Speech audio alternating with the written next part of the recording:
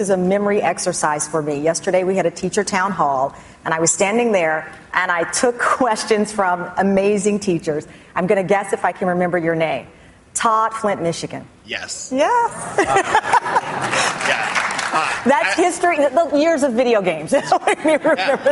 I teach kindergarten through 12th grade technology at the International Academy of Flint, and I've been part of interactive gaming, edutainment, everything since Super Mario Brothers. Yeah. And I really see it working. I do a lot of things as far as in my classroom, we don't have chapters, we have levels. I take a lot of things, why fight it? You know, it's like they already love it. I'm adapting my teaching strategies to incorporate the reasons why they love video games, you know, how they get to be that player, that avatar, create, you know, themselves, and how they're competition with each other, but they're also cooperating. And, you know, how did you beat that level? And they're helping each other.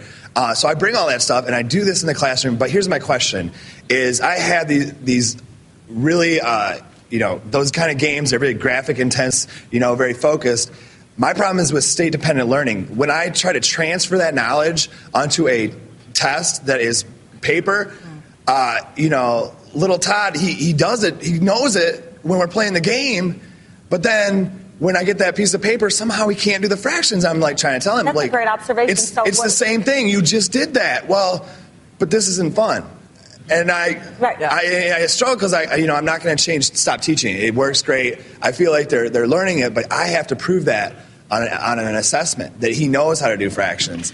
I need some like a question is how do we transfer that? Or how do you transfer that? Yeah, I fully realize that. In fact, every time we design the games, the actual measure of the improvement is what I call transfer.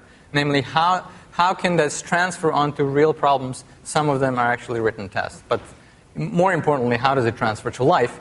And the way that we actually do this is by allowing children to actually have pre and post tests, and then designing the game in such a way that the transition to reality is direct. So namely, the game is not designed well unless it transfers really well onto the gauge. And so depends on, many games do not do that.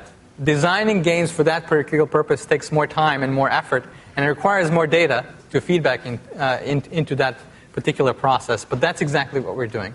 And some of these studies that I showed you were actually on test data, not on games. On just the games themselves. How many of you are convinced that this goes beyond Angry Birds? Are you convinced this is the way of the future? 2 people? 3? More. Okay, I was a little worried there for a second. Okay, we have someone on the other side of the conversation. What's your question, ma'am? Yes, I'm Ann Bryant with the National School Boards Association, and I'd love you to just talk about the kind of professional development that teachers are going to need, and where is it going to happen, and how is it going to happen? That's a great question.